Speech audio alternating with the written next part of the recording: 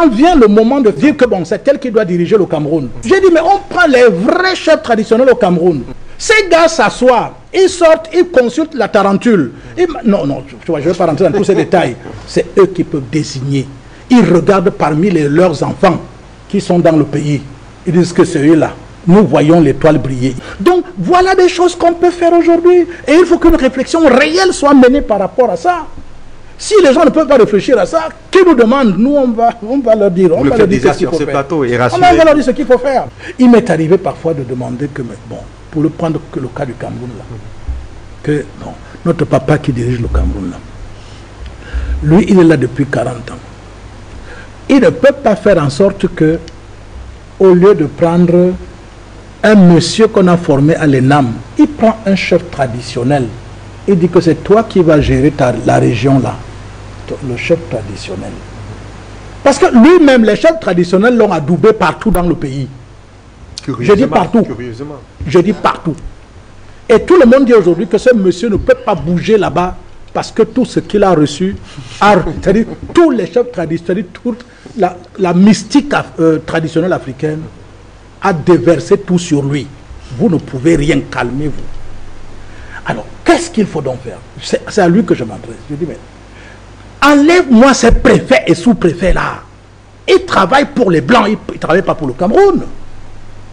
Mais les chefs traditionnels, les vrais, ceux qui ont reçu chaque fois depuis très longtemps le pouvoir de manière héréditaire. Mais lorsqu'on a décidé de désacraliser la fonction chefale chez nous, ça pose véritablement problème. Mais c'est pour ça que l'État n'a pas travaillé véritablement d'une manière systématique à affaiblir ce moment essentiel dans l'organisation même de notre société. Mais l'État africain, l'État des pays, des micro-États africains, le fait parce que là-bas en haut, on a continué à donner des injonctions et à veiller à ce que vous continuiez à perpétuer le pouvoir colonial. Un sous-préfet qui ridiculise quasiment un chef traditionnel. Un chef traditionnel, un sous-préfet.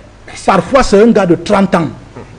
Dis donc, je ne sais même pas là où sont passés les pouvoirs de mes frères africains là. Un gars comme ça qui vient faire des bêtises là, vous lui balancez un petit machin là et tout, il passe se coucher. Mais c'est-à-dire, le pouvoir n'est pas, c'est pas une affaire d'Ave Maria. Hein. C'est une histoire où, quand tu t'amuses, la mort est à côté. La mort est à côté du pouvoir. Ça veut dire que tu dérailles. C'est la malédiction qui te poursuit. C'est même la mort qui te poursuit. C'est pour ça qu'à un moment donné, en Afrique, dans le passé, un chef qui trahissait était décapité. Non, faites attention.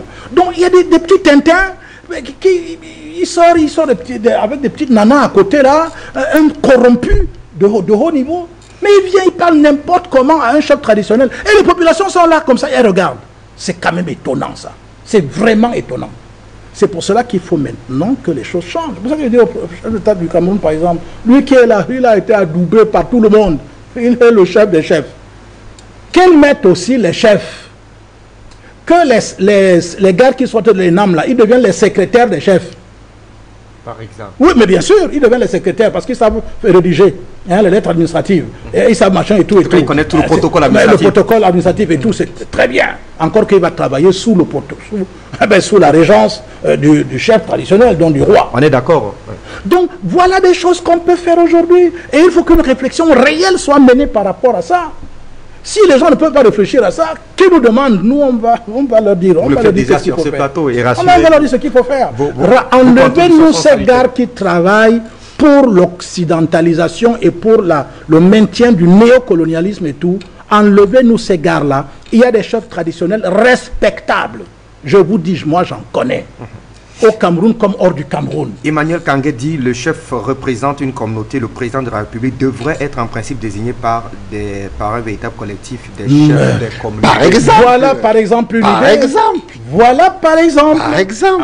Oui monsieur, et ça moi je l'ai dit dans des conférences dans le passé. J'ai dit mais on prend les vrais chefs traditionnels au Cameroun. Quand vient le moment de dire que bon c'est elle qui doit diriger le Cameroun.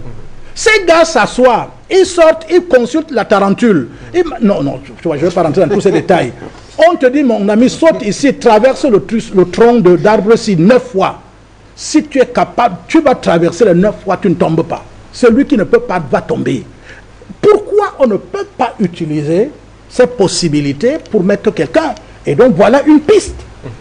Les vrais chefs traditionnels, c'est des personnes qui ne sont pas du tout corruptibles, corrompus, parce que tu as vu certains, dès qu'il devient chef traditionnel, je pense dans certains endroits à l'ouest du Cameroun, dès qu'il est chef, on dit que le chef ne marche pas à pied.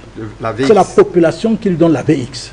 Ainsi de suite. Ça veut dire que le chef ne peut pas voler, le chef ne peut pas tricher, il n'entre pas dans la corruption, donc il reprend le soleil. Par rapport donc à ça, c'est eux qui peuvent désigner. Ils regardent parmi leurs enfants qui sont dans le pays, ils disent que c'est eux-là. Nous voyons l'étoile briller, ils rassemblent les notables. Ils disent que nos ancêtres nous montrent celui qui peut donc machin et tout. Ils entrent en conclave. Les autres font comment pour élire le pape?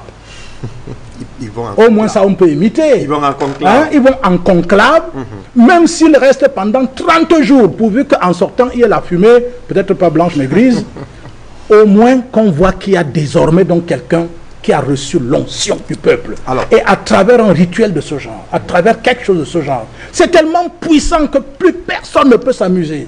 Tu ne peux plus voler quand on te nomme à tel endroit, tu ne peux pas t'amuser avec les caisses, le bien public.